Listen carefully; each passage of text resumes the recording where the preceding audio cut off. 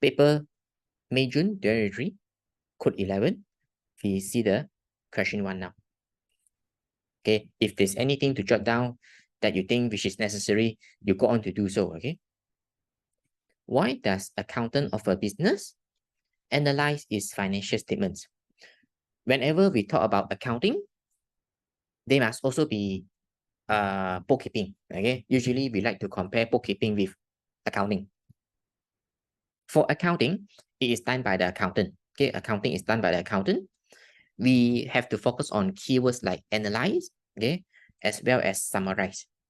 Whenever you see the word accounting, accountant, these two words are the keywords to look for. Okay, these two are the keywords to look for when you are trying to understand accounting done by the accountant. Okay, analyze, summarize. When we talk about bookkeeping, which is done by the bookkeeper, we usually associate it with the keyword record. We associate it with the word record. Okay. Under bookkeeping, we record. Under accounting, we summarize, we analyze. And when we talk about analyzing, it means that we calculate the ratios. Calculate ratios like gross profit margin, net profit margin, markup, etc., etc. All the formulas that you have learned. So they ask you, why does the accountant analyze the financial statement? Provide information for the customer? It could provide information to the customer. When the accountant has calculated the ratio, would the accountant let the customer see the ratio? Answer is quite unlikely. Imagine that you are working for a boss and your boss is KFC company. Do you think that KFC is very busy in doing their accounting, or they are busy frying the fried chicken? They should be busy frying the fried chicken, right? Trying to come up with better formula, like the satay burger. Okay, recently they introduced the satay burger, and they try to come up with a better recipe from time to time. Those are the things they focus on more. For accounting, they hire other people to do. Okay, for KFC company, they hire other people to do their accounting. Okay, so the accountant here is the employee. Okay, the accountant here is the employee. The KFC company is the boss. Okay, accountant is the employee. This is the boss. After the employee has calculated these ratios, do you think that the employees let the customer see the ratios? No, right? The employee should letting the boss see the ratio, right? So that the boss of the KFC company can see the gross profit margin, net profit margin, markup, etc., etc. So that the boss knows what are the things to improve on. Is it to let the government see? Government wants to see this? No. Okay. Government is only interested in your profit. Government wants to see your income statement so that they know how much tax to collect from you. Okay. Provide information for the managers. Yes. Managers are the people who run the business of KFC. Okay. Managers are the people who run the day-to-day activities of the business. They want to see these ratios to know how the business has been doing. Okay, so that they can take some actions to improve the business. To provide information to the supplier, you try to take note, these three groups of people, all of them are outsiders. Outsiders means the people outside the business. So they don't get to see the ratio. Okay, it is the person inside the business who can see. So answer is C. Okay, honestly speaking, for this exam sitting, not many students have done well because the questions are quite challenging. Okay, not easy to interpret. Okay, so that's the meaning of the word analyze financial statement. Analyze financial statement means calculating all these ratios. And for these ratios, they are going to be seen by the managers of the business. Okay, not these people. Number 2, What was Padma's capital at the year end? Started business on this day.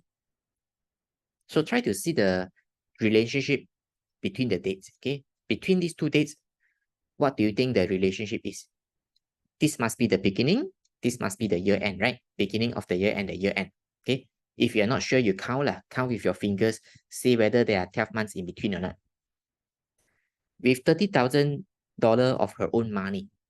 So you can call this as a opening capital because she started the business with this amount of money. So opening capital.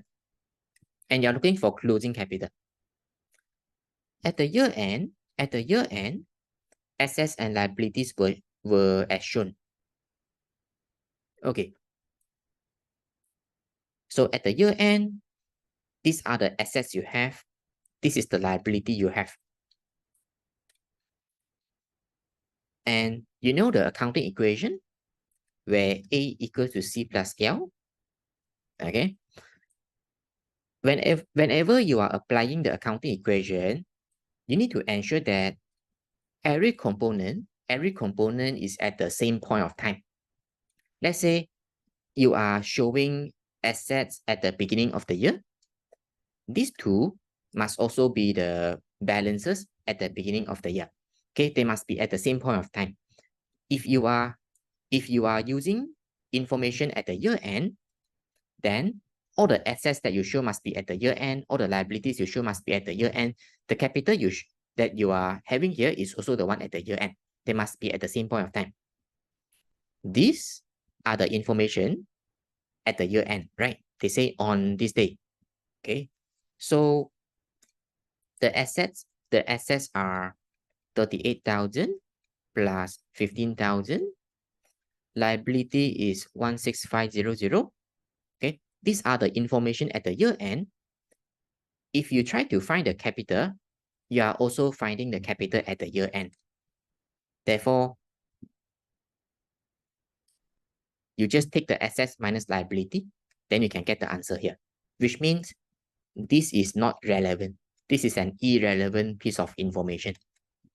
So therefore, there should be many students. There should have been many students taking this number, but this number is not relevant.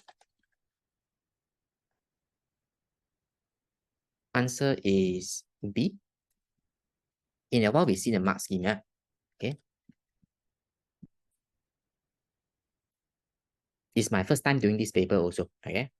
But some of my other students, they have asked me from time to time whichever questions they are not so sure of. What does this double entry record? Credit income statement, debit capital account. Okay, what is this exactly? Okay, to answer the question, you need to recognize how do we come up with a capital account. You must also know where is the plus and minus sign in a capital account. What are the things that can affect capital? Profit. Okay, what are the things that can affect capital? Profit for the year. Profit for the year would increase capital. Loss for the year would reduce capital. Drawings would reduce capital. Additional capital would increase capital. I repeat again. What you are seeing here is actually what you normally see in the SOFP. After presenting NCA, after presenting CA, then here comes the capital section. You know, right? When you do the SOFP, you present assets first, NCA, CA, then the capital section. Then you begin with opening capital plus profit. If you make profit for the year, if loss for the year, then you minus, then minus drawing, if any, then plus any additional capital. Finally, you arrive at the closing balance for capital. And this is exactly what we are having here. But the presentation is just slightly different. This is T account. This is presented in a statement format. Okay, in the SOFP. So profit will increase capital, This is additional investment, okay, from the owner. Debit cash or bank, then credit capital, additional investment from the owner. It is also going to increase capital also. If there is drawing, it will reduce capital. If there is loss, it's also going to reduce capital. So they say, look for the one that you use to debit capital. It is either drawing or loss for the year that can reduce capital. So debit capital, the answer is either drawings or loss for the year. So which one it is? Is it B or is it C? They say credit income statement. Credit income statement means it is talking about an item that also appears in the income statement. Does drawing appear in the income statement? No, drawings doesn't appear in the income statement. It is the loss for the year, the last line of the income statement.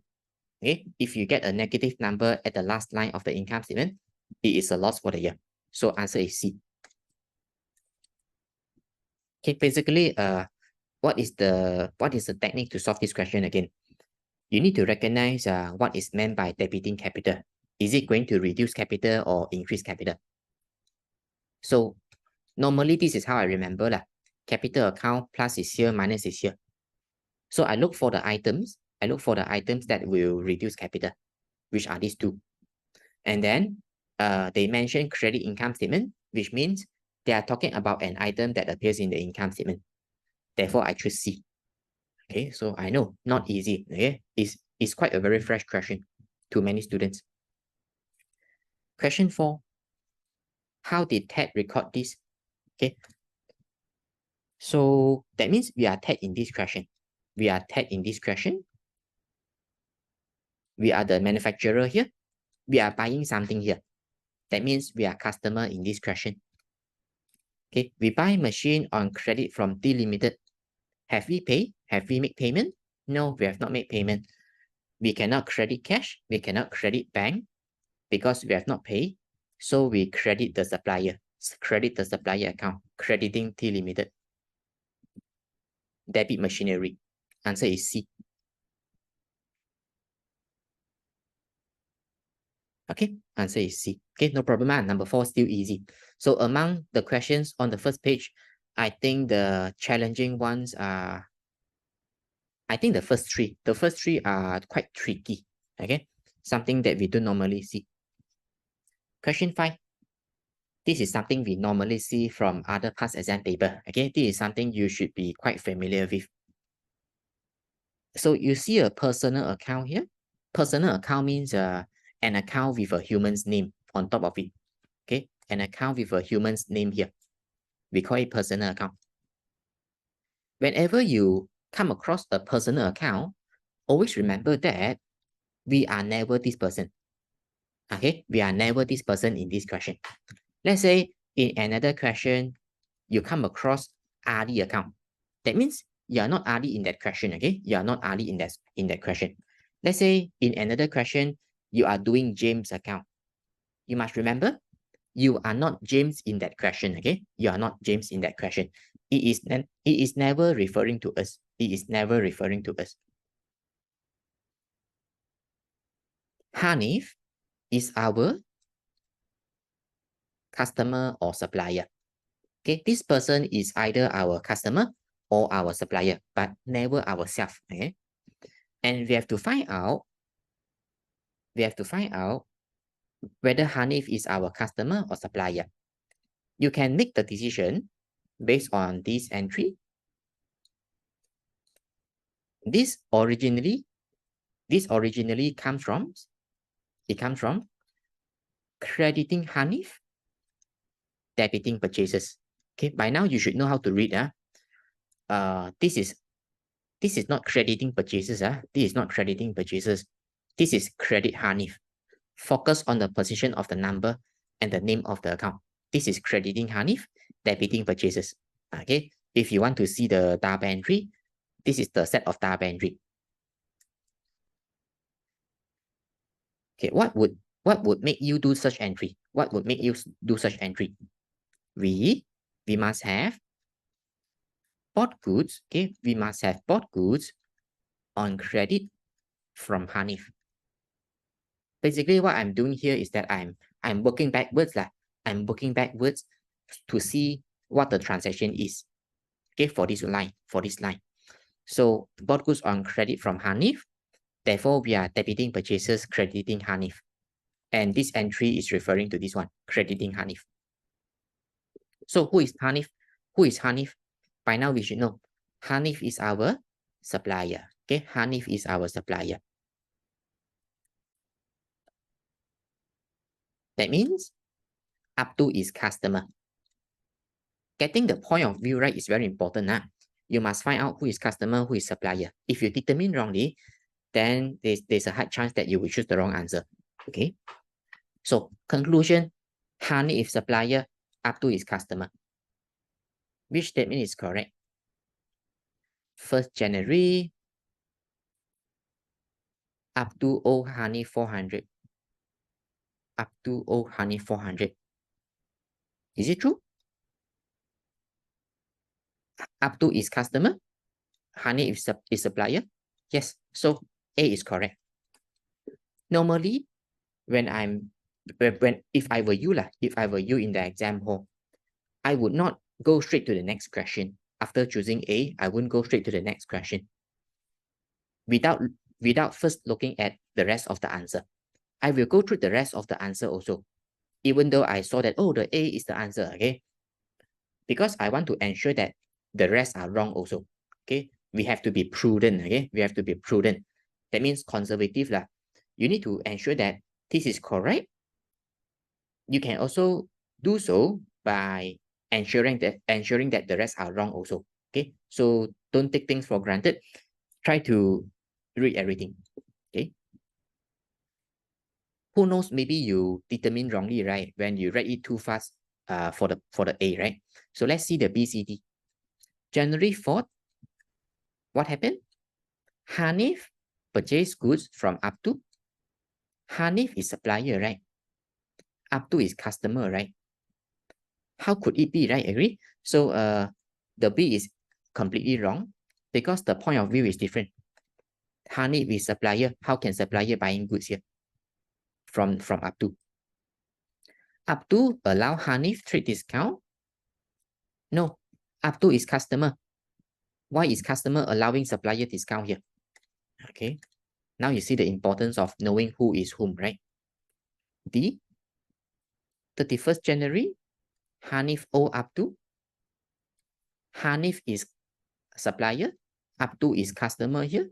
How can supplier owe customer, right? How can supplier owe customer here, right? So therefore A is correct. The rest are wrong. Okay. Which items are shown on a statement of account? Answer is B. Let me tell you why. If you look for a sample, if you try to look for a sample of a statement of account, it's a document. It's a document. When you come across a statement of account, you will see a table in the middle. Okay, normally there's a table in the middle of the document where you have the date as the first column, and then the detail will be the next column. And then here will be the debit and credit column. Lastly, there is this balance column.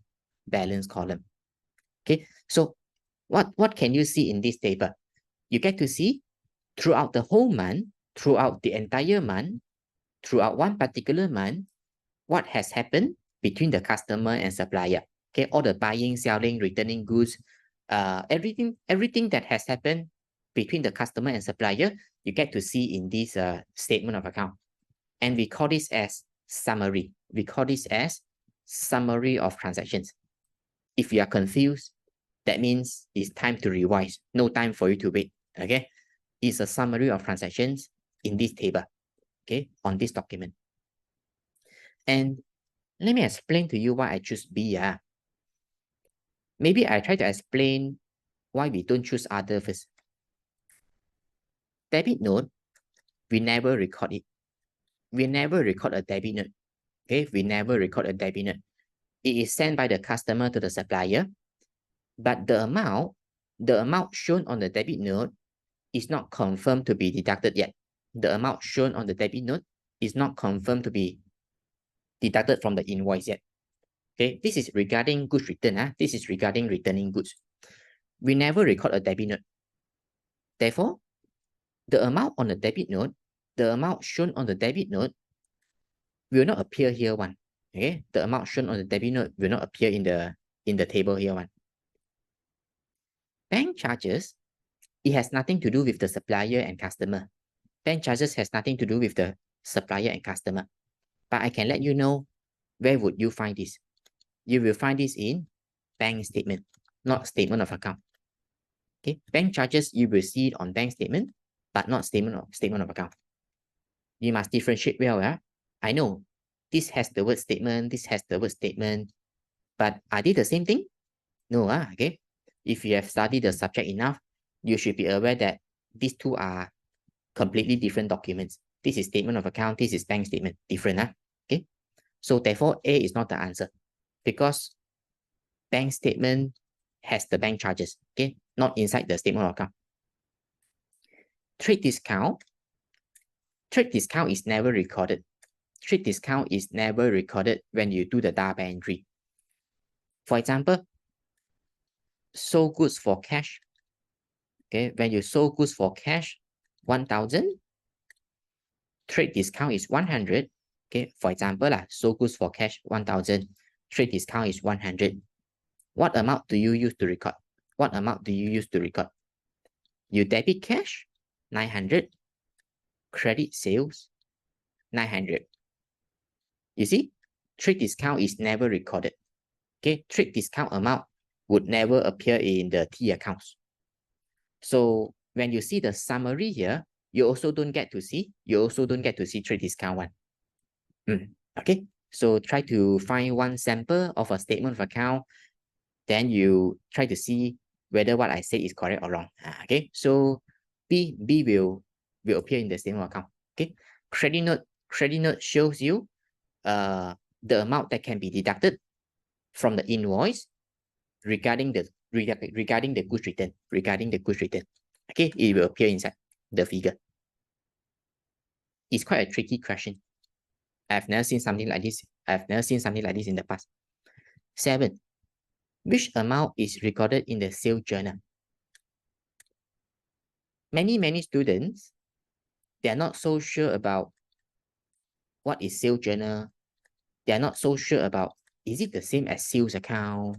Are they the same? No. Okay, different. Okay. Account means the sales account. Sales account means the T shape. Okay, the T shape. Sales journal is a book of prime entry. Sales journal is a book of prime entry with a column here, column there. Okay, sales journal is something like this. This is sales account. Okay, so different thing. If you are still confused, that means you need to start revising already. Okay, this is one of the earlier topics. Okay, just to remind you, they are not the same. Okay, they are asking you what to be recorded in the sales journal. What amount? Issue invoice for goods sold on credit. That means this person is selling goods on credit. So have to record in here. Okay, when you sell goods on credit, you record into the sales journal. Full price. Full price means the original price, the retail price. Retail price, 2005. Trade discount is 15%. Cash discount is 4% for prompt payment. Ask yourself, have you received the money? When you sell goods on credit, have you received the money? Not yet. Not yet, right? So goods on credit means you let the customer have the goods now. You send the goods to the customer now. You are going to collect payment from them in the future. So do you know right now whether the customer will pay promptly? Do you know right now whether the customer will make prompt payment? You have no idea. Therefore, for this question, the 4% is irrelevant. Okay, 4% is irrelevant. So earlier, you remember, we saw some figures which are irrelevant. Okay, so that is something very popular with accounting. They always like to give you some irrelevant information. So 4% is useless here. You take 2005, deduct 15%. Then you will see the answer. 2005, I use it to times 85%. Why 85%? Because like a shortcut lah, okay, I prefer multiplying with the remaining percentage. 2005, I times 85%, then I get the amount I need. Answer is C. C. You can also multiply with this, okay? You can also multiply with this. After multiplying, then you have to minus again lah. You have to minus again, okay? Get what I'm saying?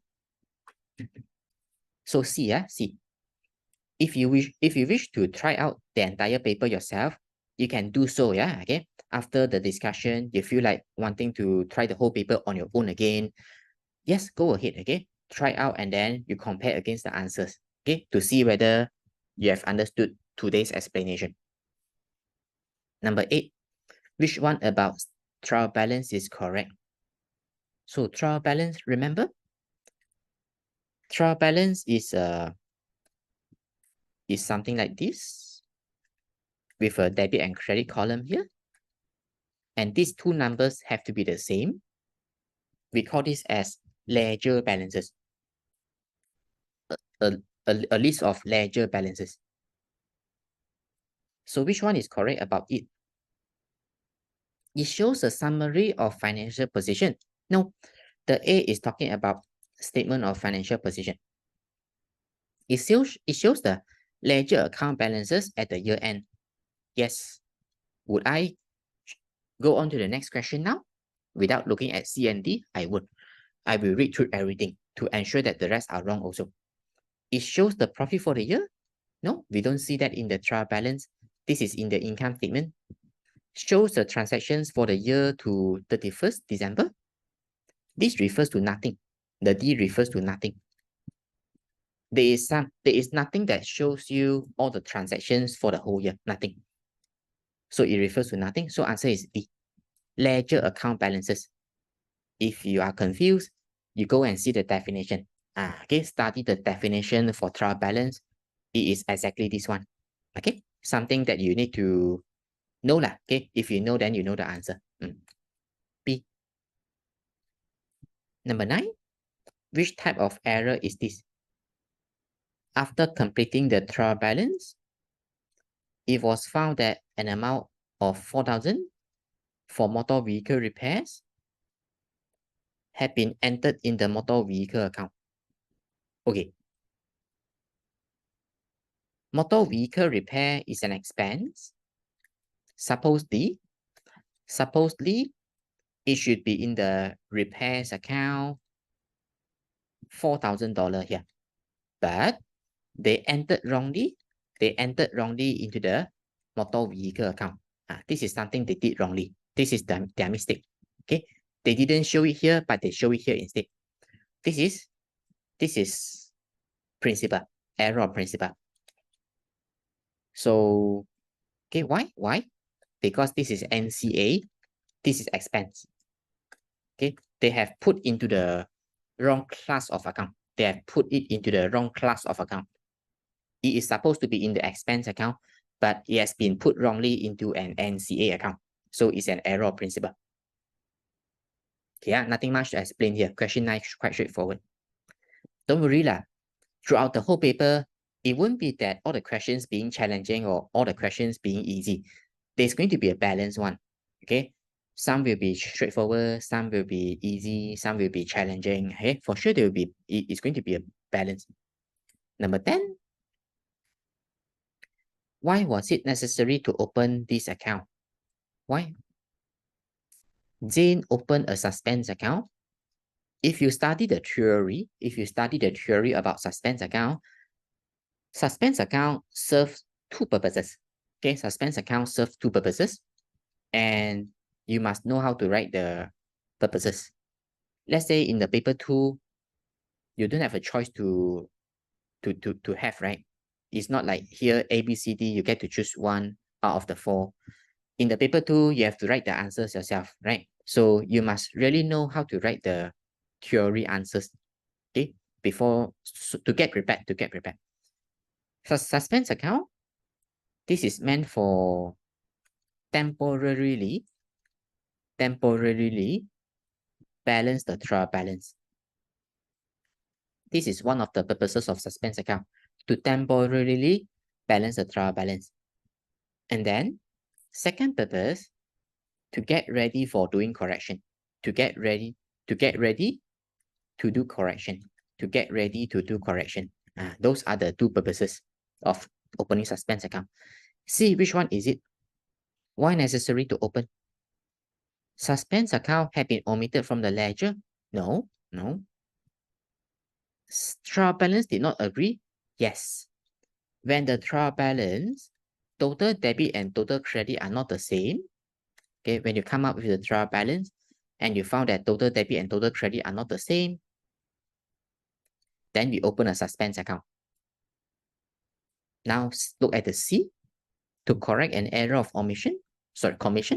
No. Error of commission, it won't affect trial balance. Okay, error of commission, it won't affect trial balance to be imbalanced.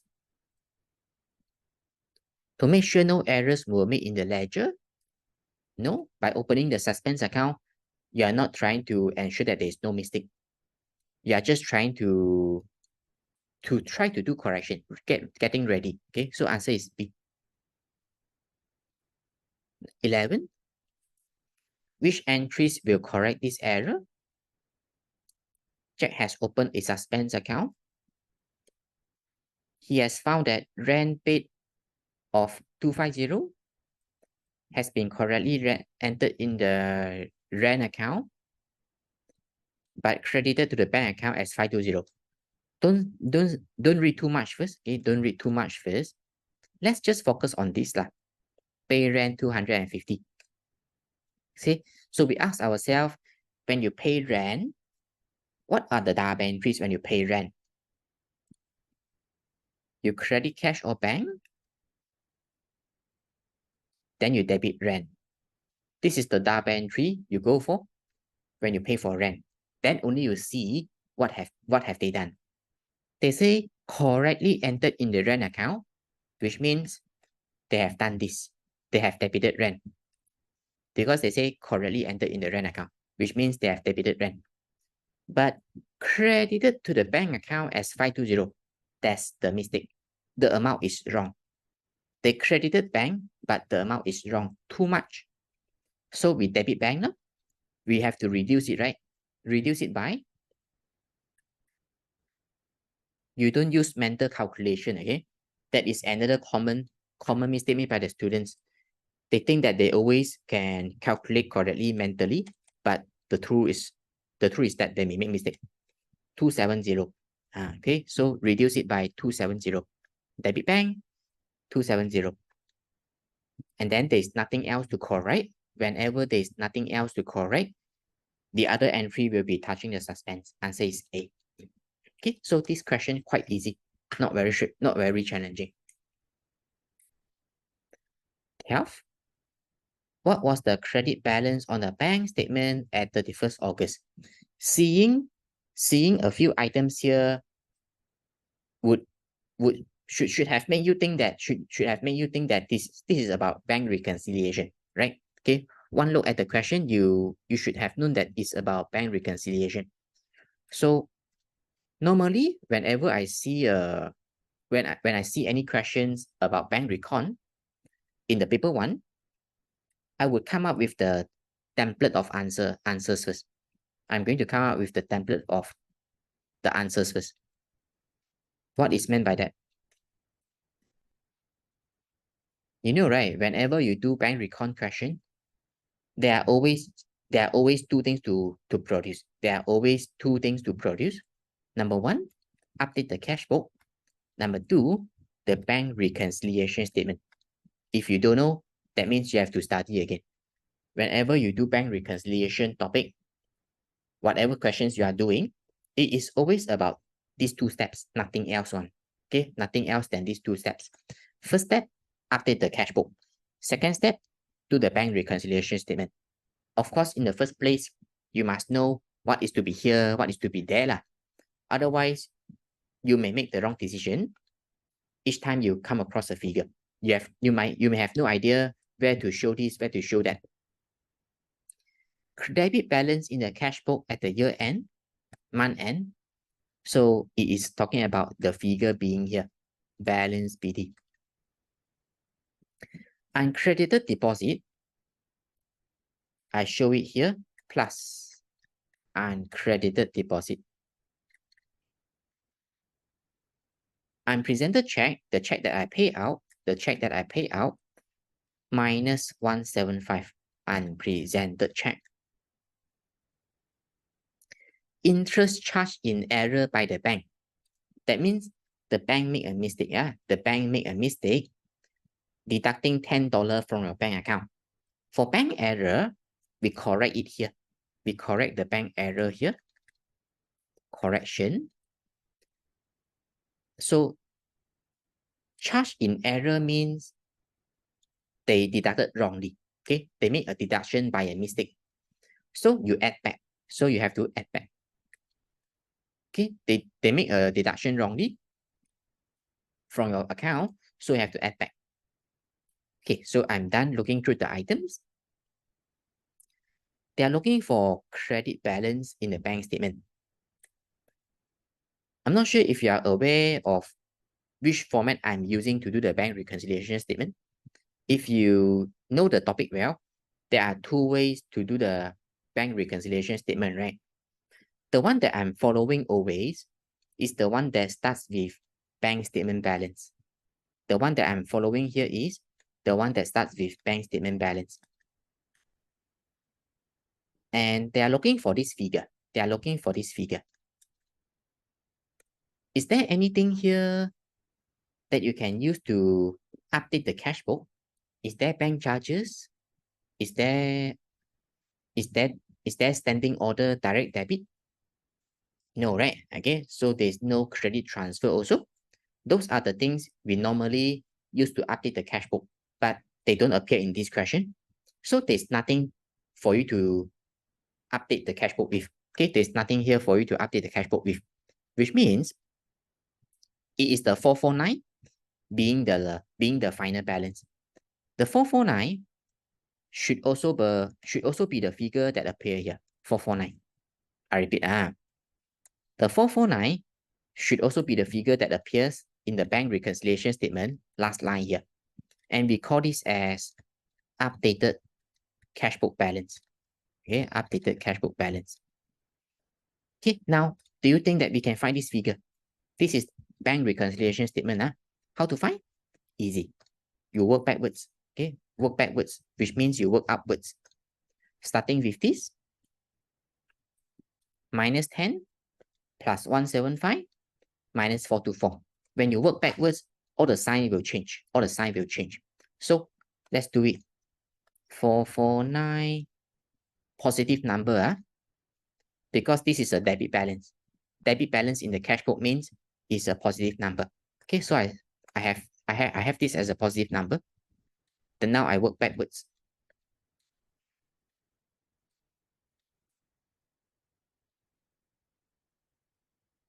We really need to be very well versed with every topic first. Otherwise, we are not confident in solving the questions. Okay, answer is A. Okay, answer is A. Okay, now we see 13. If you feel that it's necessary to rewind today's lessons again, you can see the Google Drive folder that I've shared with everybody. Okay. 13, which statement about a safe ledger control account is correct? This is the theory part for the topic of control accounts. So which one about SLCA is wrong? Assist in location of error? Yes. Yes. Prevent irrecoverable debt? No. By preparing the control account, you cannot prevent irrecoverable debt. Answer is C. Provide quick total of the trade receivable? Yes. Okay. Nothing much to explain here. The question here is purely about the theory part of the control account. You have to know the benefits or memorize the benefits of doing a control account. C is not part of them. C is not part of the benefits of doing the control account. Okay, so therefore C is the answer. 14. What will be the closing balance on the PLCA? PLCA stands for Purchases Ledger Control Account. Okay, after these entries have been made, okay, let's read the question. Partly completed account appeared in Candy's ledger. Partly completed, this one, they say. This is partly completed. Is this correct? Is this at the correct position? Yes. This one? Yes. This one? Yes. This one? Yes. Okay. Everything is in the correct position for now. Let's continue to read. Following entries still need to be made in the account. That means these are the items still missing from the control account. Interest $15 was charged by credit supplier for overdue payment.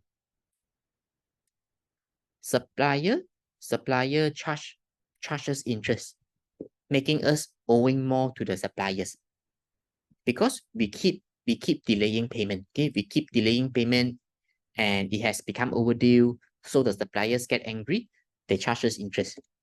So where should I position it? It will be here, 15. Balances owing in the purchase ledger totaling 450 were set off against balances in the sales ledger. This is talking about contra entry. Okay, this is about contra entry. It's going to be here, 450. Now, balance it, then you can get the answer. Balance it, then you can get the answer. Let's do it. Credit side is more, right? Credit side appears more. Okay, so total up the credit side minus all the numbers on the debit side. Then you can get the answer.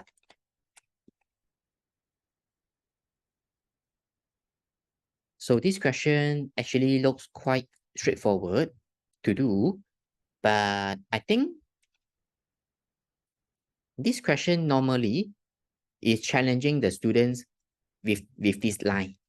Many students, they have no idea what this is talking about here. So long a sentence, it sounds so complex, but it's actually another way to describe contra entry. Okay, 450, it should be here. I check the calculation again. Answer is B. After finishing every question, we see the mark schema. Okay, 15. How much should the trader charge to her income statement for the year? They ask you from all the items here, which one should be appearing in the income statement. They are testing you whether you understand which one is revenue expenditure, which one is capital expenditure. Okay, which one is revenue expenditure, which one is capital expenditure. So expenditure includes the following: redecoration. The word, the prefix here, re, indicates repetition. You know, right? Sometimes you don't do certain work assigned by the school teacher. Then the next day they ask you, you redo this, redo that. Is that repetition? Yes, right. They ask you to redo a work, redo a task, for example, redo the exam, for example. Whenever there's a spending that you have to keep paying for over and over again, okay, whenever there's a spending that you have to pay for over and over again, it indicates repetition. It indicates repetitiveness. So it is an expense that appears in the income statement. That's how you see. Okay. For expenses that appear in the income statement, they should have this quality. They should have this feature, repetitiveness. You have to keep paying for it over and over again. Same goes to insurance. In the future, after you have bought a car, you would realize that you have to pay for the insurance every year. Okay, it's not something that you pay once, then it's finished. Okay, you have to keep paying for the insurance every year. In case of accident, touch wood, then you get compensated lah. Okay. So also, there's also repetition. Okay, there's also repetition for this spending.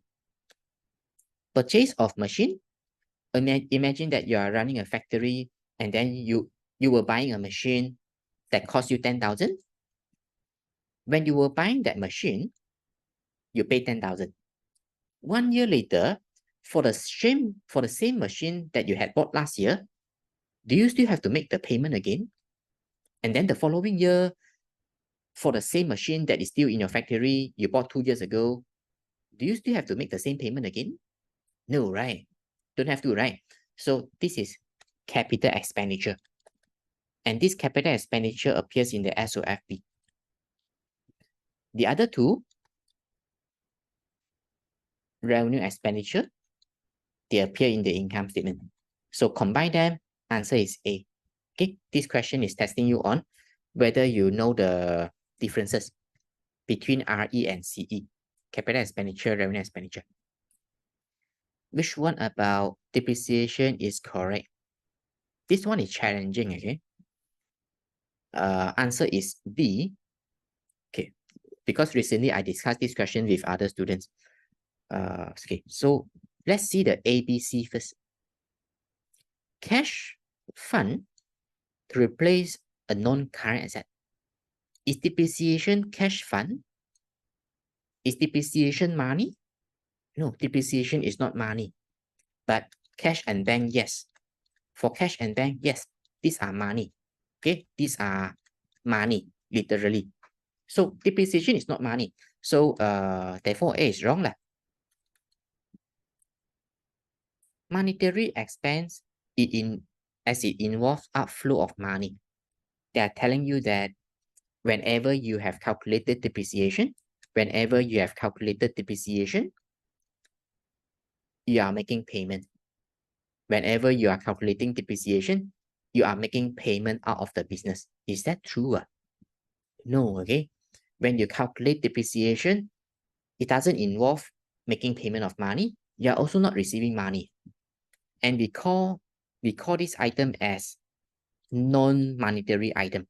Not sure if you have come across this term, non-monetary item. Okay, so B is not the answer. It doesn't involve making payment of money. It is an estimate of the loss in value of a current asset over its expected life. Almost correct, but the mistake is here. They left out the non. Okay, so answer is D, because not sure if you know the double entry for depreciation. Whenever you have calculated depreciation, this is the double entry. We debit income statement, then we credit provision for depreciation account. Many students, they know very well how to do the provision for depreciation account. Many students, they know how to do this very well, but they have forgotten this is the double entry for recording depreciation. You know, right? You have to put the income statement here, the detail, and then put the figure here, right? Whenever you have calculated depreciation, you show it here in this account. But many students had forgotten that this is coming from this double entry. Okay, so by showing this figure here, the depreciation for the current year, you are doing this entry, crediting provision for depreciation account. Okay, the figure here is crediting provision for depreciation account. Debit income statement means you show it in the income statement. It means that you show it in the income statement under expenses section, depreciation of the NCA. Furniture, for example. Let's read the D again. It is recorded in a nominal ledger. Not sure if you remember about something known as ledger. Ledger is a book. Okay? Ledger is a book that contains all the T accounts. Ledger is a book that contains all the T accounts. If you open the book, literally, you get to see a total of 3 categories. And they are sales ledger, purchases ledger, nominal ledger, or we call it general ledger. I repeat, ledger is a book that contains all the T accounts. And if you open the book, you can see that all the T accounts have been put into a total of 3 categories. And the 3 categories are sales ledger, purchases ledger, and nominal ledger. In the sales ledger, you can see all the customers' account there. All the customers' account are in the sales ledger. In the purchases ledger, you see all the suppliers' account being there. Okay, you can see all the suppliers' account being there. In nominal ledger, or we call it general ledger, what do you see? You see all the non-personal account. You see all the non-personal account. Non-personal account means all the accounts which are not the human's name. The accounts which are not the human's names account. And it could be rent account, it could be motor vehicle account, it could be rent account, insurance account. As long as the accounts are not with human's name, the accounts are not with the human's name on top of it, then it belongs to the nominal ledger. Another example, this one, provision for depreciation account. Is this a personal account? Is this a human's name account? Do you see a human's name here? No. So it belongs to the nominal ledger. Therefore, they say it is recorded in the nominal ledger. Yes, depreciation is recorded in the nominal ledger, okay, in this account. And it's also in the income statement. Get what I'm saying? So answer is D. So it's quite a challenging question. Many students, I think, they might have chosen C, seeing that it looks familiar, this line. It must be the answer lah. But they forgot that. They overlooked that the word none is missing here. Okay, so answer is D. We see 17. What is the correct balance on the provision for depreciation of machinery account? Okay, what is the correct amount next to the balance BD lah? That's what they are asking. What is the correct amount next to the balance BD? Provided the following balances at the year end, 52,000, 53,000. Depreciation for the year calculated 20% on cost. They are telling you how they are calculating depreciation. This is straight line method, okay? This is straight line method. Included in the balance for the provision. They are telling you that the current year's depreciation had already been calculated, okay? The current year's depreciation had already been calculated. It has also been included inside. It has also been included inside the 23,000, okay? The 23,000 has already included the current year's depreciation. That's the meaning. After the balances had been extracted, they are talking about this number lah. Okay, after the balances had been extracted, it was found that machinery repairs costing 2,000 had been debited in error to machinery account. Is this an NCA? Machinery repair, is it an NCA? No, it's an expense. Okay, it's an expense. Not supposed to be recorded. Not supposed to be recorded as a machine. Okay, it's not supposed to be recorded as a machine in the machinery account. So this is the mistake that they have made. Supposed to be recorded as a repair, but they recorded this as buying machine. Consequently,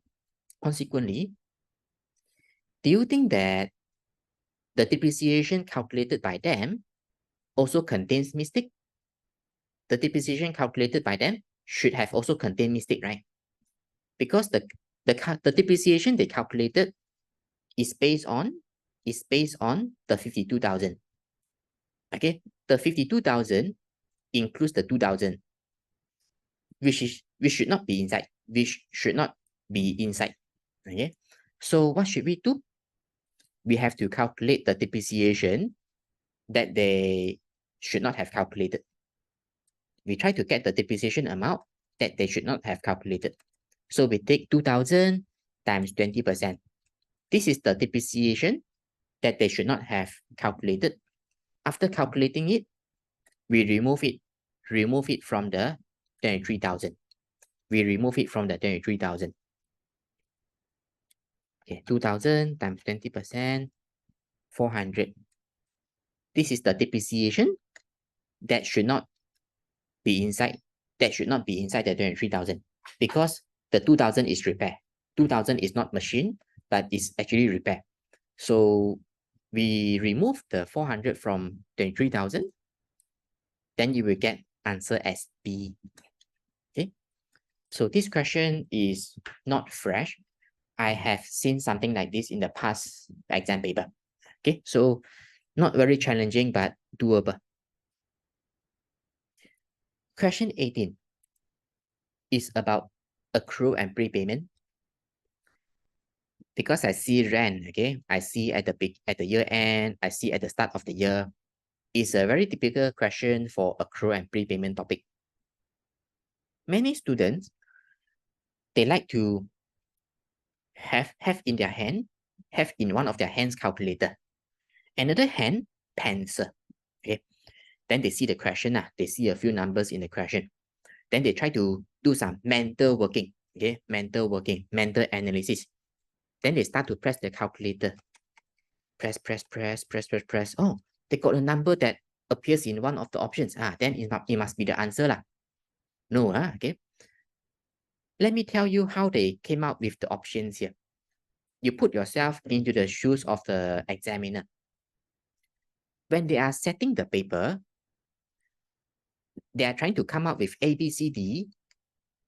They must have one of the options being correct, the rest wrong, right? Agree? Okay. Let's say I'm not sure. Okay. Let's say the B is correct. So they put it as B lah, the correct answer. They must also make decision what to put for the A, what to put for the C, what to put for the D. Do you think that they simply come up with a figure? Do you think that they simply come up with a figure in their mind? Oh, I like 7777. I like that figure. Let's put it as the wrong answer here. Oh, I also like 3333. Let's put it as the wrong answer here. I also like 1111. Then I put 1111 as the wrong answer here. Is that how they came up with the other options which are wrong? No, okay. They will try to think what would the students normally do as mistake. Okay. The examiner try to think what mistakes could students normally do, and then they try to do it the students wrong way. Okay, they try to do it the wrong way done by the students. Then they design all other options here. They design all other figures here using that student's mindset. Okay, get what I'm saying? Therefore, if you try to press the calculator while you work it out mentally, you may quite likely get any of the options here, and it could be the wrong answer. Okay, so there's something you have to know, be aware of. They don't simply design the options here, okay? And my advice is that always write down the workings. Always write down the workings. It can save you a lot of trouble. Okay, do it like how you do the paper 2. Come up with the answers, and then you can see where is the missing number. They ask you how much rent was received from Kuma during the year. Think about it. When you receive the rent, you debit cash or debit bank, then you credit rent receivable account. Agree? So from this, you get to know the position of the figure. In this rent receivable account, the figure is here. The missing number that you have to find is here.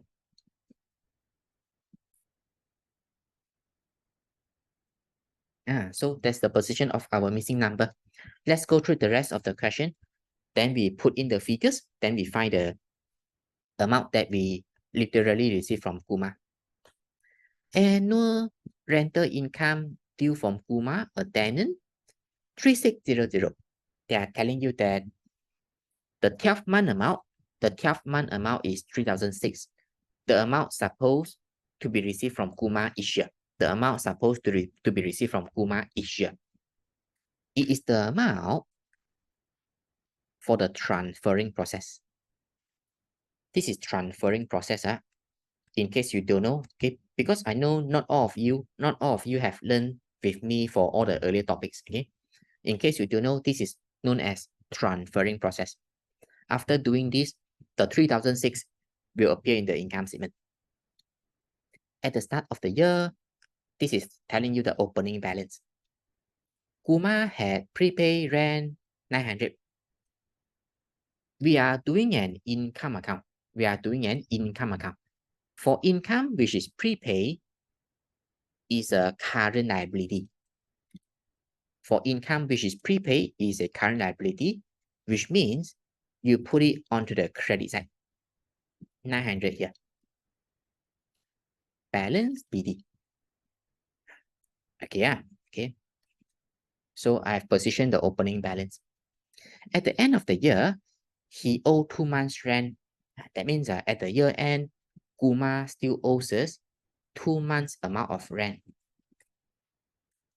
For income, which is owed, is a CA. You should put it onto the debit side. How much is 2 months rent? Okay, calculate lah. Times 2 over 12. If you know how to do this very well, you have to be patient, okay? Because everybody is different. So you wait until I do the next one. So 600 will be here. Okay, this is 2 months rent. Okay, this is 2 months rent. For closing balance, always place it under the double line first. Okay, always record the balance BD first. Because I determined that, it's a current asset, it should be on the debit side. We are talking about the balance BD on the debit side, okay? Not the CD. Then only you move it up. Then you write balance CD here. Okay, so there you go, the closing balance. Now, can you easily visualize how to get this number? Yes. So total up the debit side, which is only one number. Then we minus everything else on the credit side. Minus.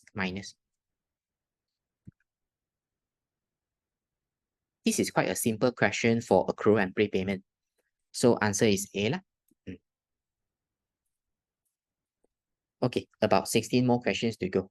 Let's continue. 19.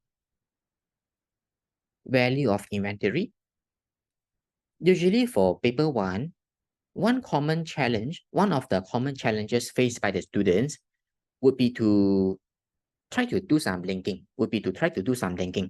You know, right, throughout the whole paper 1, 35 questions is made out of so many topics. You need to be able to identify, for example, when I read this, you have to try to recall, where did you learn it before? If you can find this is about what topic, then you can try to solve the question more easily. Okay, let's say, from this, I know that it's about valuation of inventory. Then you start to think, okay, in that chapter last time, what did you learn? Then you can have a higher chance of solving the question correctly. If you come across a question, but you have no idea, where did I learn this before? Then it's highly likely that you won't do it correctly, because you don't even remember when did you learn it before, and when did you learn it, you have forgotten. Okay, so the chance of solving it correctly will be very, very, very slim. So this is about valuation of inventory. For this topic, it is one of the easiest topics. Okay, it's one of the easiest topics if you cannot recall. The rule is lower of cost and net realizable value. So you could be thinking, where did I see this term before? Net realizable value. Okay, therefore you have to revise thoroughly. How do we measure inventory? At the lower of cost and net realizable value. It basically means you look for this number, you see which one is lower. The lower amount is what you need. Okay, find cost, find NRV, choose the lower amount. If you have a few products, apply it one at a time. Okay, apply it to one product at a time. Following items. So I have 2 products here. Cost is 15. This will be the NRV. NRV is 30. So I found the cost, I found the NRV. So then you see which one is lower. 15 is lower, I pick the 15. I times 100. Okay, so 15 times 100. Okay, put it aside first. Go to the next product, do the same thing. Find cost, find NRV, choose the lower amount. 30. 30 is lower. Then I use it to multiply with the number of units. Okay, so 30 times 200. Surprisingly, this is a straightforward question. Very straightforward. There's no challenge here. Unless you cannot recall. If you cannot link it to the topic that you had learned last time, then the chance of solving the question correctly will be slim. Okay, so solve this, then we can get the answer. Multiply, multiply, then sum up together.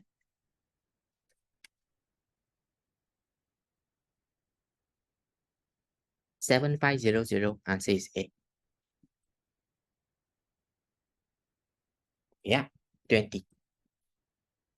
Which error causes the gross profit to be overstated?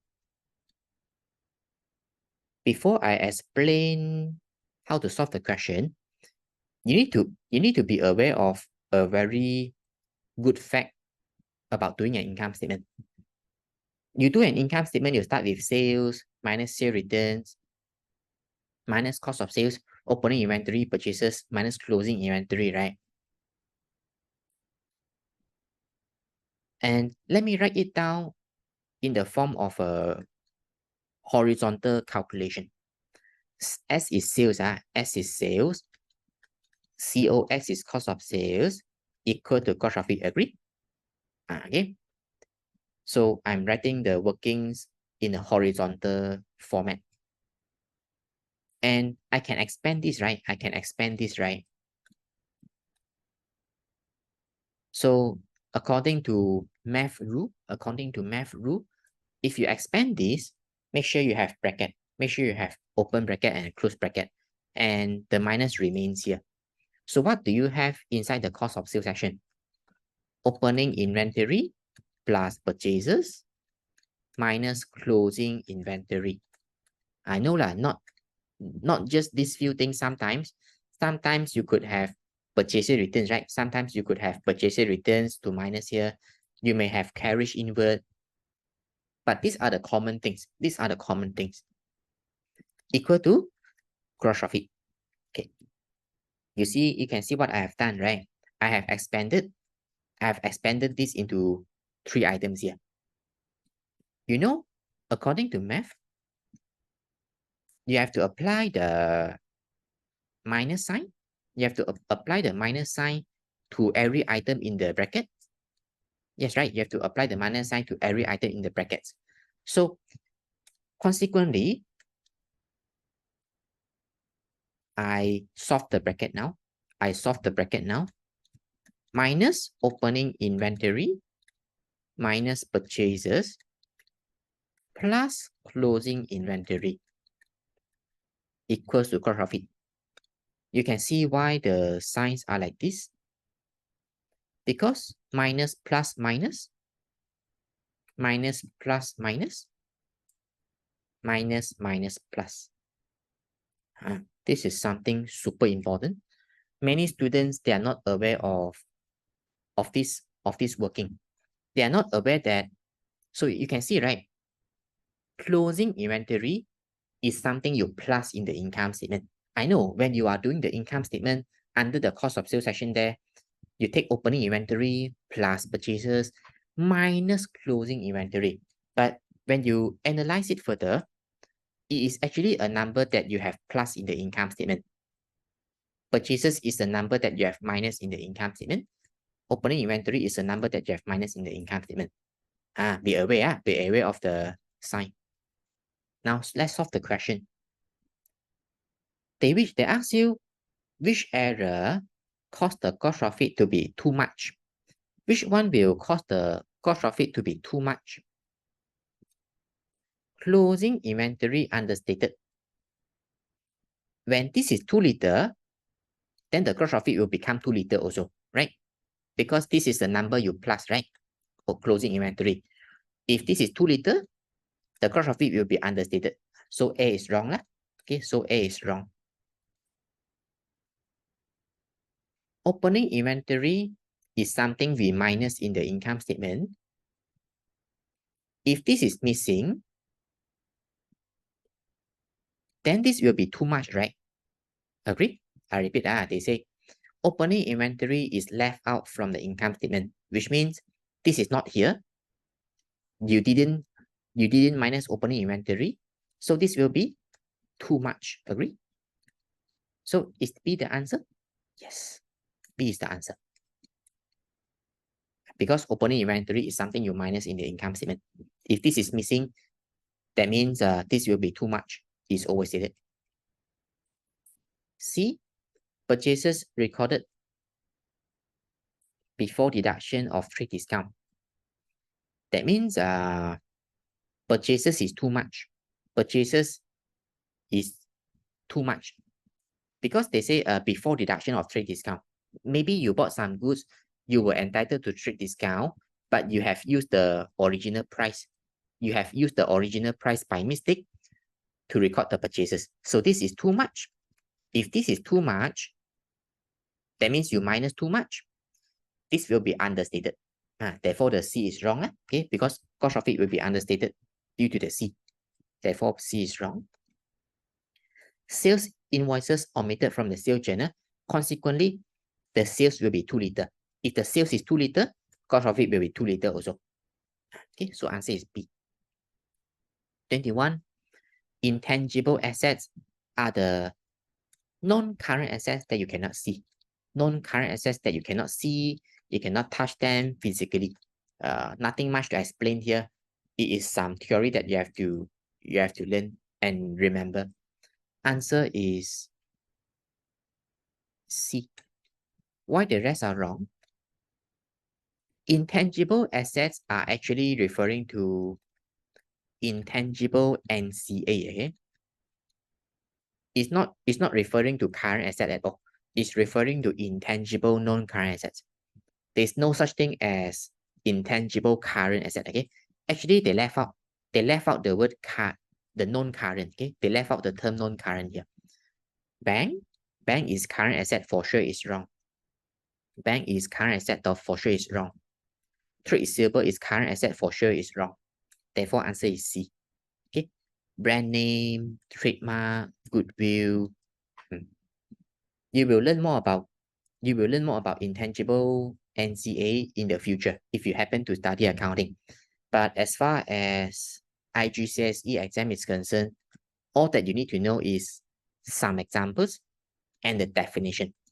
Definition is the NCA that you cannot see, that you cannot touch physically. Cannot see, cannot touch physically.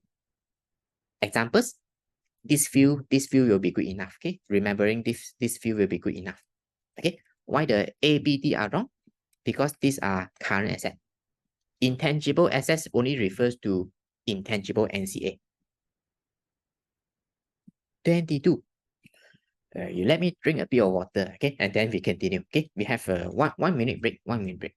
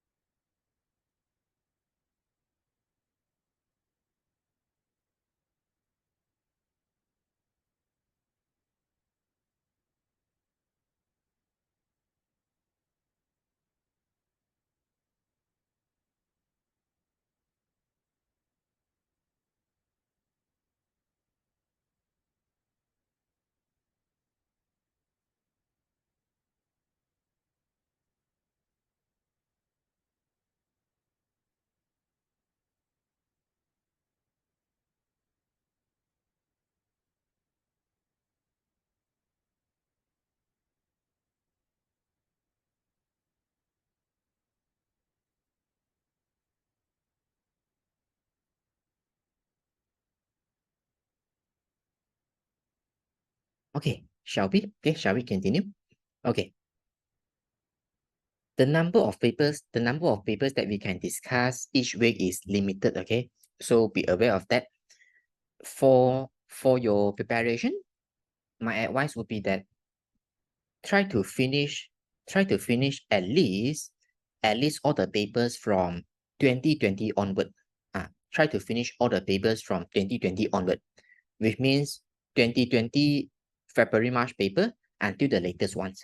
If you don't have much time, at least finish those. Okay, because the syllabus that you are doing here, it started since 2020. If you look at the papers before 2020, the format is slightly different. Okay, so that's my advice. 22. How will this affect income statement? And as to FD, decided to increase provision for doubtful debt. Whenever provision for doubtful debt has increased, is an expense. Whenever provision for doubtful debt has dropped, is an income. Okay, so for that topic, doubtful debt increase is an expense, doubtful debt drop is an income. So in the income statement, so they say increase provision for doubtful debt, right? It's going to increase the expense. Okay, it's either C or D lah. And when you present the trade receivable, you will also minus provision for doubtful debt here. Since this will become lower, that means you minus lesser. When the doubtful debt has become lower, you will minus it less, you will minus it lesser. Therefore, trade receivable will be higher. So which one? Sorry, they say increase, right? Increase provision for doubtful debt. So I analyze again. Doubtful debt increase, yes, is an expense. So increase expense. And that means this will become higher. If this becomes higher, then we are minusing it more here. CA will become lower. Answer is C. What is included in the appropriation account of a partnership? This is also something about if you know, then you know. If you don't know, then you really don't know. Okay, if you can recall how we do an appropriation account, then this question is straightforward. Salary to partner, yes. Drawings taken by the partner during the year, no. You cannot see it in the appropriation account. You can only see it in the current account debit side. Okay, so drawings can only be seen in the current account debit side, not in the appropriation. Therefore, C is wrong, A is wrong, but I won't choose the B now. I will go through the rest also. Closing balance of the capital account, it should be found in the capital account, not in the appropriation account. So 3 is wrong also, because it is in the capital account. Division of residual profit between the partner, yeah. In the appropriation account near the end there, you have to apply the profit sharing ratio, pick from the question. Is it 2 to 1, 2 to 2, 1 to 2, 1? So depending on the question, you see the ratio lah, how they share the residual profit. Then you did the sharing near the end there. So B is the answer. Okay, 23, quite straightforward. 24, what was the total amount credited to Y's current account at the end of the year? They are telling you in Y's current account, how much do you bring into here? Okay, how much do you bring into here in total? They give you profit for the year. You start with doing an appropriation account. Okay, start with doing an appropriation account. Profit for the year, 37,000. And then this is their capital currently. According to the agreement, profits are to be shared in proportion to the capital invested. That means 5 to 3 lah, 5 to 3. The ratio is 5 to 3. Each partner is entitled to 10% interest on capital. A very commonly made mistake by the students, would be to take the 37,000 and then start to do the sharing. No, you don't share the profit for the year. What you need to share is the residual profit or the residual loss. you must work out the appropriation account first. And there is interest on capital here. We have to minus interest on capital first. So the interest on capital is 80,000 times 10%. 80,000 times 10% is 8,000. How do I get 80,000? This is X capital. This is Y's capital. And I don't really care about which one is whose capital for now. Okay. I just want to calculate the total interest on capital. So I combine them and then I times 10%. Okay, so that's how I get 8,000 here. Then 29,000. This is residual profit. This is residual profit. Then you do the sharing. We are concerned with Y, right? We are concerned with Y. So for Y, it is 3. 3 out of 8. Okay, 3 out of 8. So you take this times 3 out of 8. Then you get the share. You get the share that belongs to Y.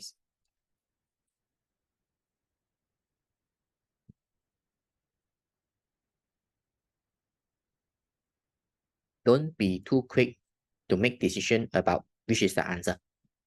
When you are too quick, you may choose the wrong answer. Because, like I say, the examiner design all the options here carefully. Okay, they try to think of your own way, what mistake you could make. Then they design all the numbers here. So is the answer A? No. We are not done yet. We need to focus on the current account for Y. Then we put all the numbers that have to be here. 10875, the share of residual profit. Don't forget about interest on capital. Interest on capital that belongs to Y is 3,000. How to get 3,000? 30,000 times 10%. Okay, so total up this, then you will know the answer. Answer is B. Paper 1 is actually more challenging than the paper 2 because you have to do the identification. Okay, whenever you come across a question in paper 1, you have to know, have to recall where did you learn it before, and from there you see how to solve that. Okay, and you see just one question, so much to do. Okay, so much to do to get the answer. Combine these two, you get B. What is an advantage of being a member of a limited company? Okay, whenever you see the word member, it's not always about club and society. Okay, it's not always about club and society. It depends on what question you are doing. What is the context of the question? If the environment of the question, okay, if other parts of the question shows you subscription, club and society, music club, sports club, then the member here refers to the members of the club and society. If you see the word member, in the context of a company question, member here is not talking about club and society. Member here refers to shareholders. Not sure if you are aware. When you see the word member in a company question, the member refers to shareholder. What is the advantage of a shareholder?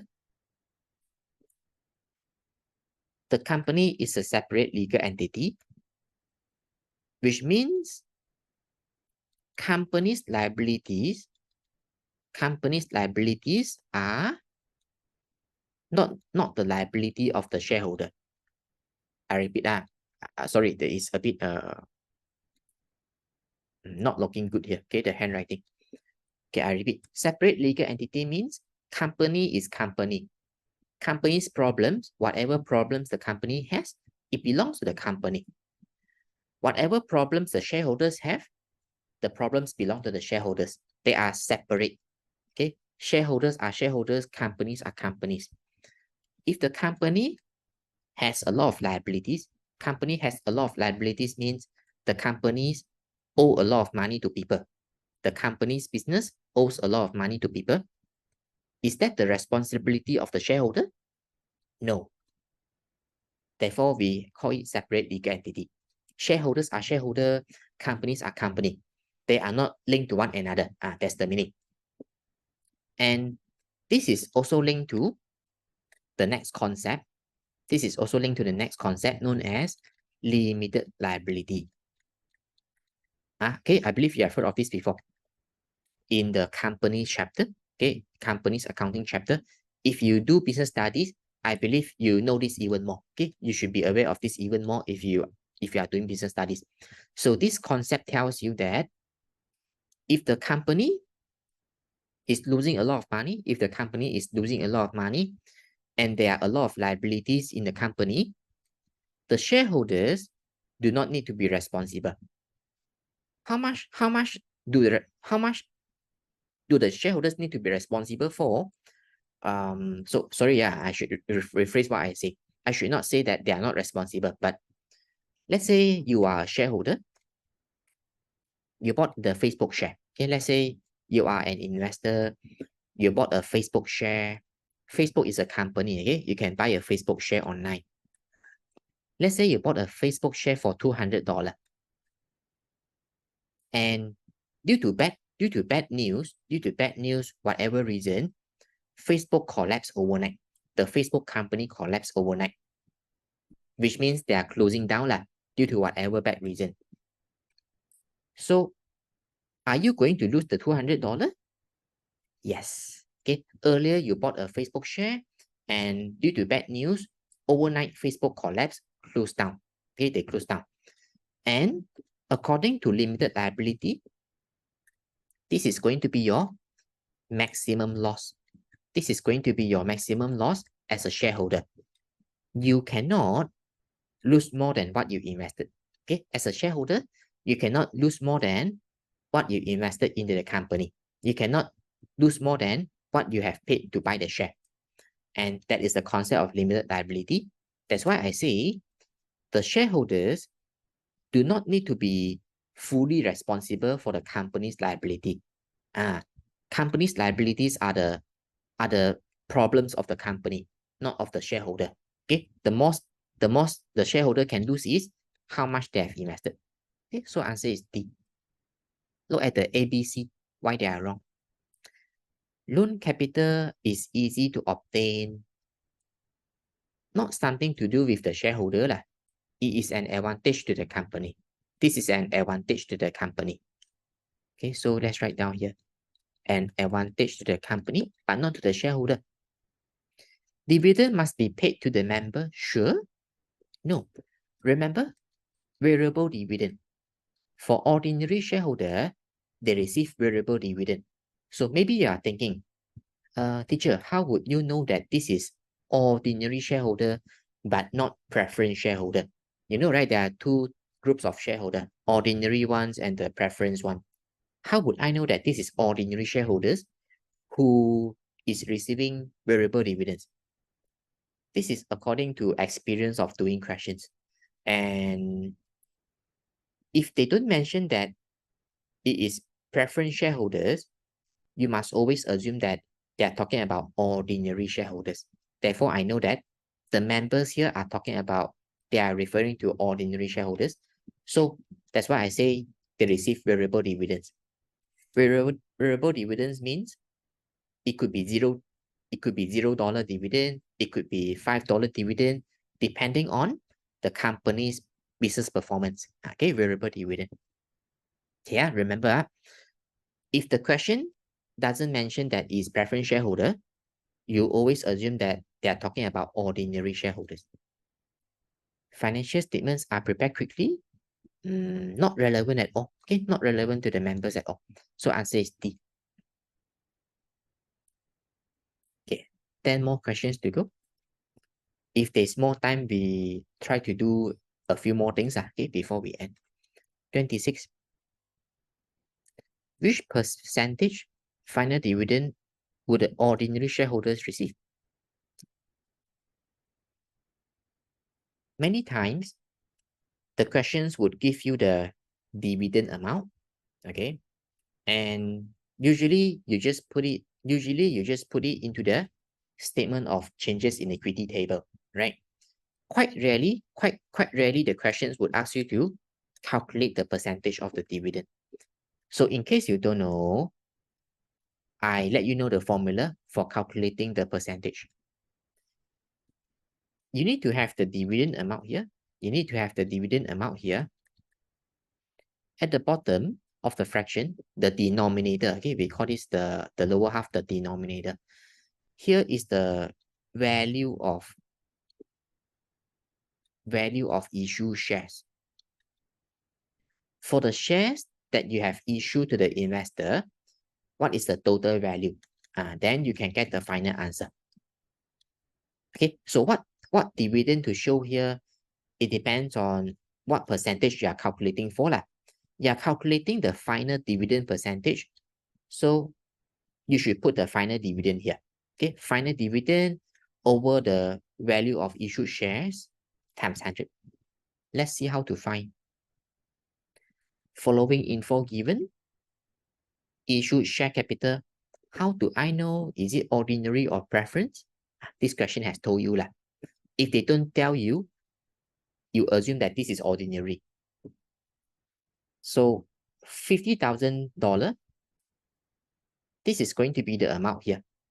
Okay, $50,000. The value of shares that have been issued. Now let's find out what is the final dividend.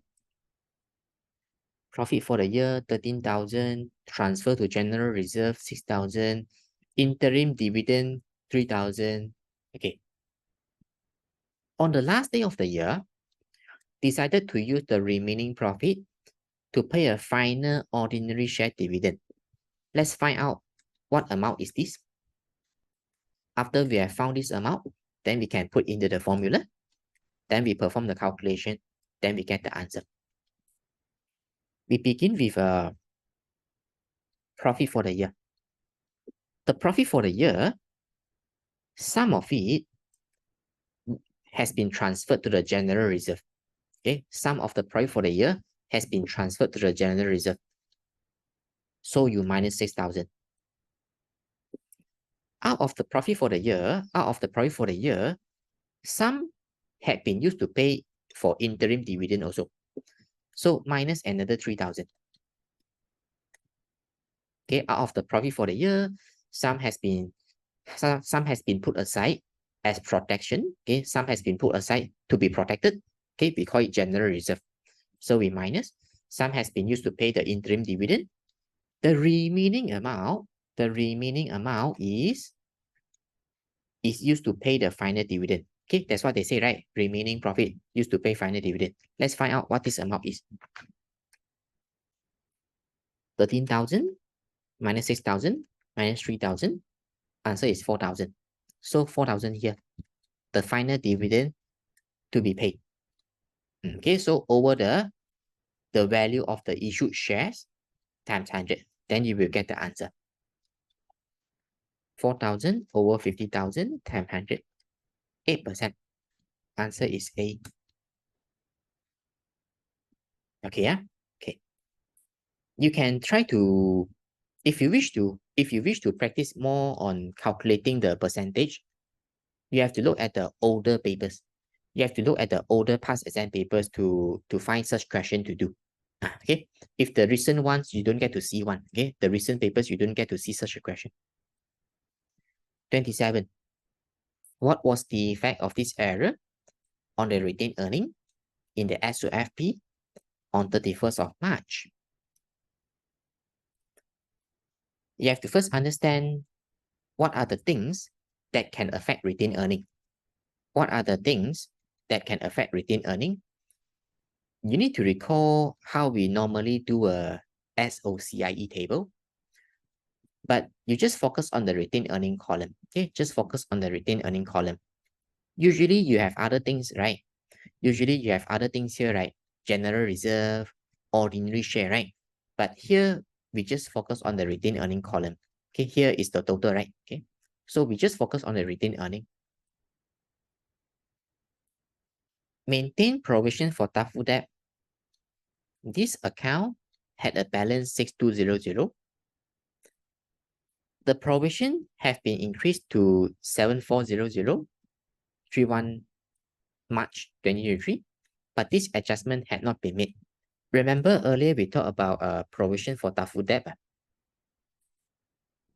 When doubtful debt has increased, it's an expense. When doubtful debt has dropped, it's an other income.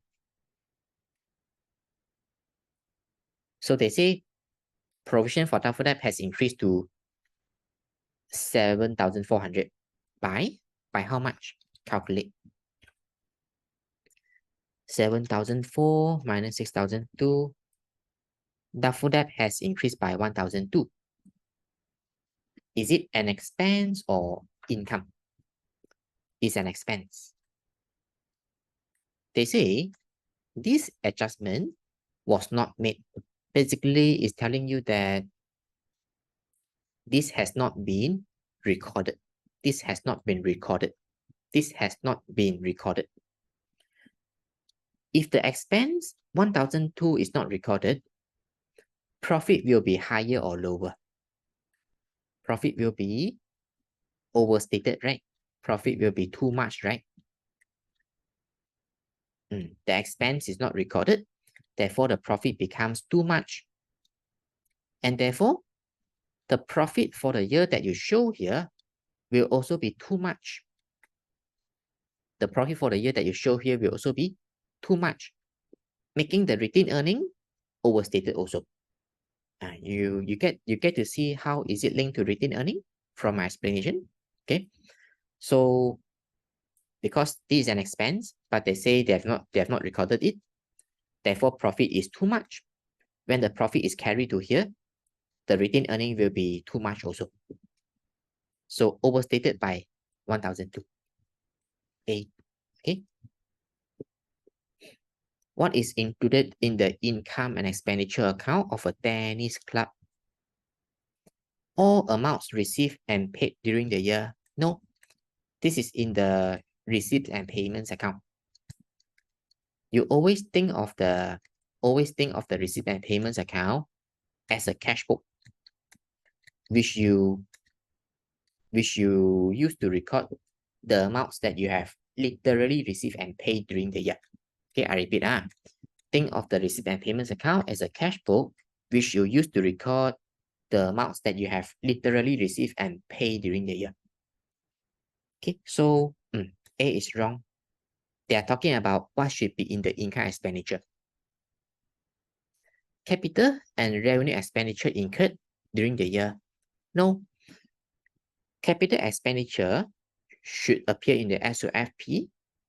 Revenue expenditure, it should be in the income expenditure account. So this part is wrong. Okay. But this part is correct. This part is correct. So the whole sentence partially correct, partially wrong. Closing balances on the accumulated fund, you get to see this in the SOFP, not in the income expenditure account. Profit for the year from the club's shop. Okay, you are aware, right? When you are doing club and societies questions, sometimes they talk about having a shop, having a cafe, right? If you're not aware, that means you have not done enough questions. Okay, so you should be aware, okay, by now you should be aware. So yeah, this is what you get to see in the income expenditure account. Answer is D.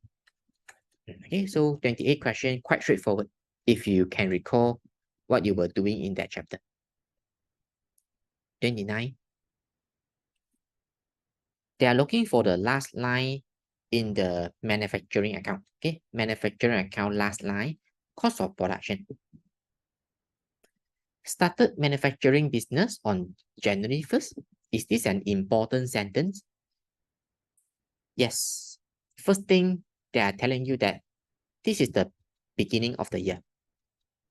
Second thing that they are telling you that is that started. Started means this is the first year of running the business. Whenever it is the first year, you are not going to have any opening balances. You won't have opening inventory. your bank is empty, your entire business is empty. You should not have anything opening at the beginning of the year. Okay. He provided the following info about his first year in business. So you have to make decision. You have to make decision. Which one appears in the manufacturing account? Yes. Yes. Yes. Not this one. This is irrelevant.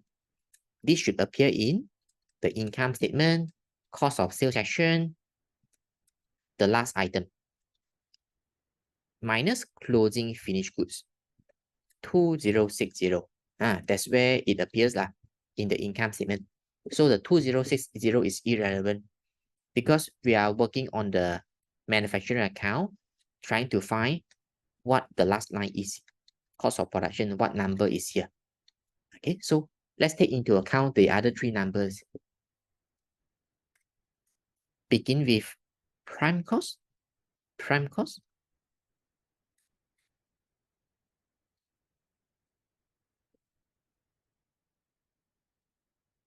and then should I plus or minus factory overhead? Plus, okay, plus factory overhead, don't minus, okay. Okay, let's plus it. We do it later, okay, we do it later. And then this is a closing work in progress. Should you plus or minus? Minus, okay. Okay, so these are the workings we normally do in the manufacturing account. Okay, let's work on this, then we get the answer.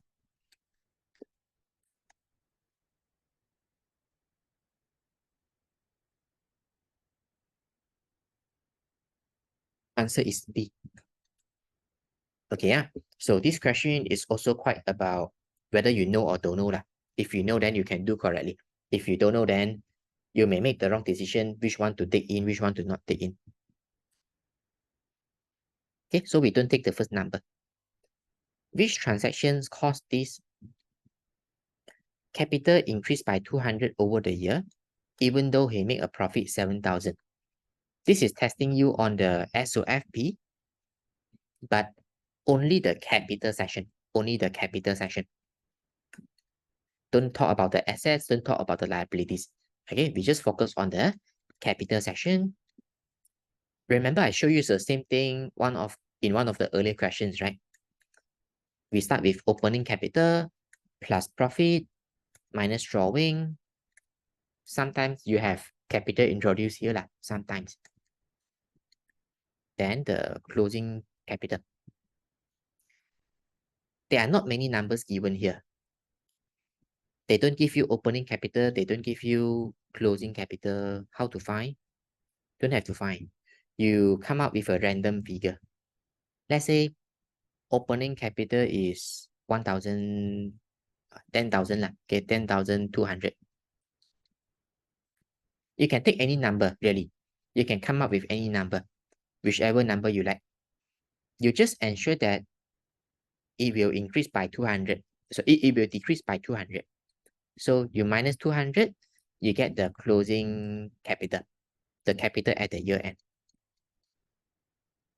Okay, you can use 99999, you can use 55555, you can use 1111, up to you, as long as you ensure that it decreased by 200.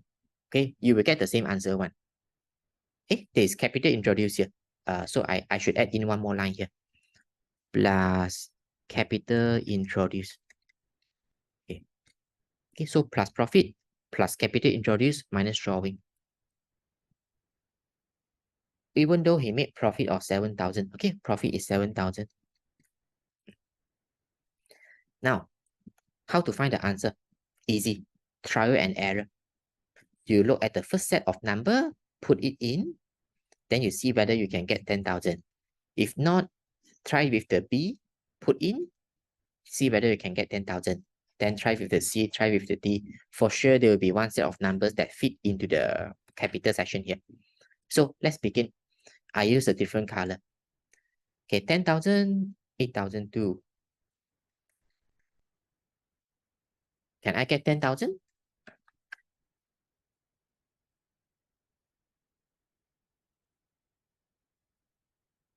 Yes, it happened to be the answer. Okay, so if I were you, I will also go through the BCD.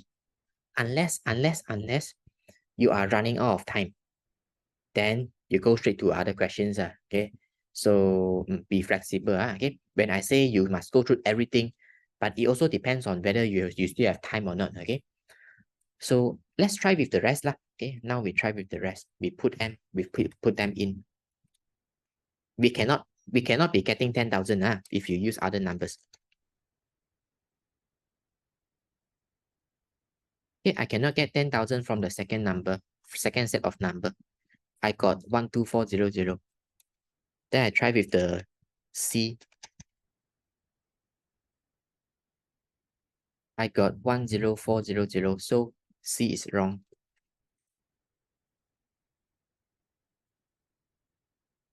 D is also wrong. I got 14800. If you want to experiment, you try lah. You try with other numbers, then you minus 200 and get the number here. And then try with the A, then for sure you will get the same answer one. Question 31. Net profit. They are supposed to use the term profit for the year. I think they make a mistake here because from 2020 onward, they have been using the term profit for the year. That's the change that they introduced, but by mistake, they used the word net profit here. Should have used profit for the year. How to find the answer? I see that they have given me net profit margin. Net profit margin is 30% and is calculated from taking profit for the year over revenue. Revenue means sales. So I found the credit sales here, and then they don't give us the cash sales. Do you have the total sales? No, right? But you know that all the sales come from combining these two, right? All the sales come from combining these two. So if I combine them, I'm getting the 100% sales, right? If this is 10% of the total sales, it means this is representing 90%. Okay, all the sales combined, it represents 100%. If they say that this is representing 10%, this must be representing 90%. I need to find out how much 1% is first. By doing this calculation, I get to know how much 1% is. For every percent, what is the sales amount? 400. Then I get to know how much is the cash sales. So 400 times 10, 4,000. Okay, so cash sales is 4,000. Combined with 36,000, it is 40,000. So 40,000 will be the total sales.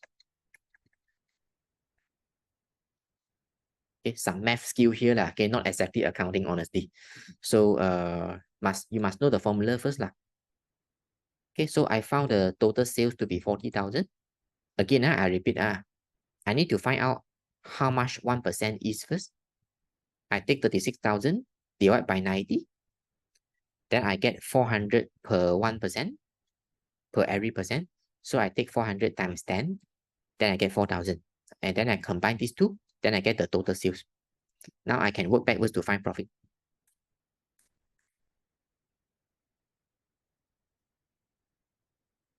12,000 donkey. Okay, 12,000 donkey. Okay, yeah, okay, still alive.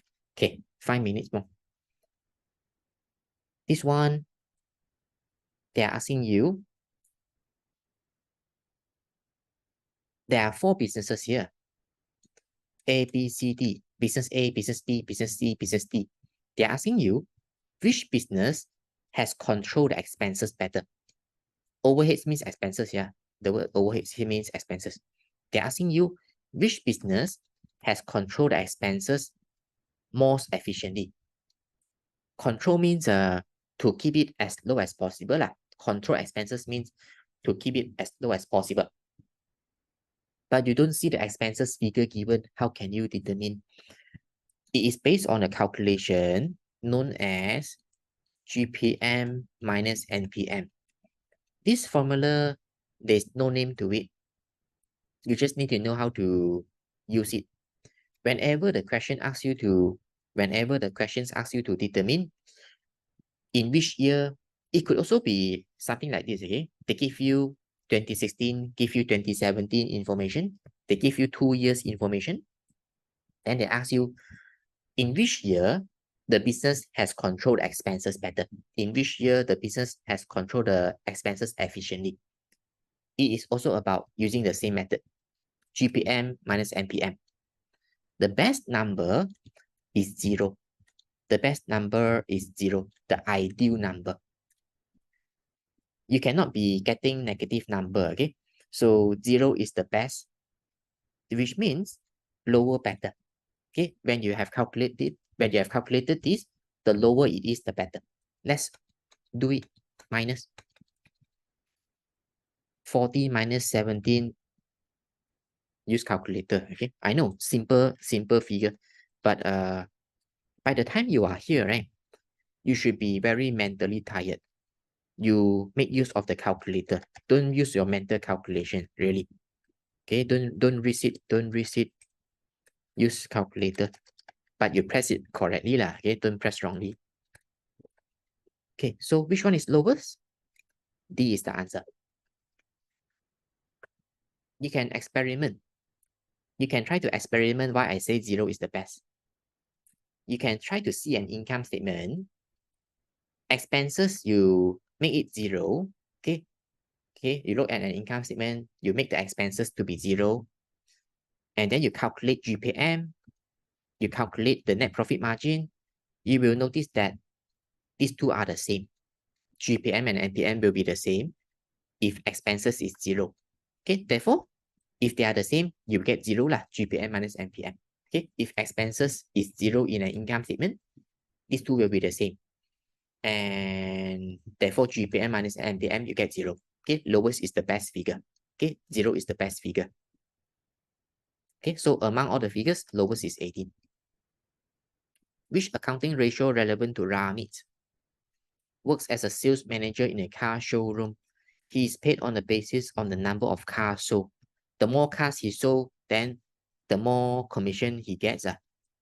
Which ratio is relevant to Najim? Rajim? Rate of inventory turnover. This is telling you how fast is he selling the cars? How fast is he selling the goods? The cars are the goods here. C. Okay, so C. Okay, nothing much to explain here. Which principles did he apply? Started business, paid a check into the business bank account, recorded in the bank by debiting, crediting. Duality principle, right? Either A or D. He started business, paid a check into a business bank account, recorded in the books of the business by debiting bank, crediting capital. And it's not talking about an income statement, so you don't choose matching. You don't choose matching because it's not talking about income statement. And how do I know that you have to choose business entity? Because they are crediting capital. When they credit capital, it means that Marvinder is recognizing that the money is coming from himself personally into the business. The money is coming from himself personally into the business. Therefore, he credited capital. And this principle, business entity principle, tells you that you need to be able to differentiate well what are the things which are relevant to business and what are the things which are not relevant to business. By crediting capital, you are recognizing that the money is coming from himself personally. It's not from anywhere in the business. Okay, it's coming from himself personally, getting into the business. And therefore, answer is A. But I know you may be able to recall that whenever you see this principle, you will most likely see the word drawings, right? When you see a story, they talk about drawings, then it's business entity principle, but not always. And this example is an example of the one not about drawings. Okay, so business entity, duality. Which principle is he applying? always record assets and expenses at the price he paid for them, which means he always record it at the cost price, at the price he paid for them. Answer is B, historical cost. Okay, we always record the assets expenses at the price we paid for them, which is the price we paid for. We call it historical cost. Okay, so from time to time throughout the current month or the next month until the day you go for the exam, please do not hesitate to WhatsApp me if you have any accounting questions. Okay, so I hope that you have enjoyed today's discussion. We will continue with the next paper one next lesson. Okay, good night everybody. It's been a long time. Bye bye.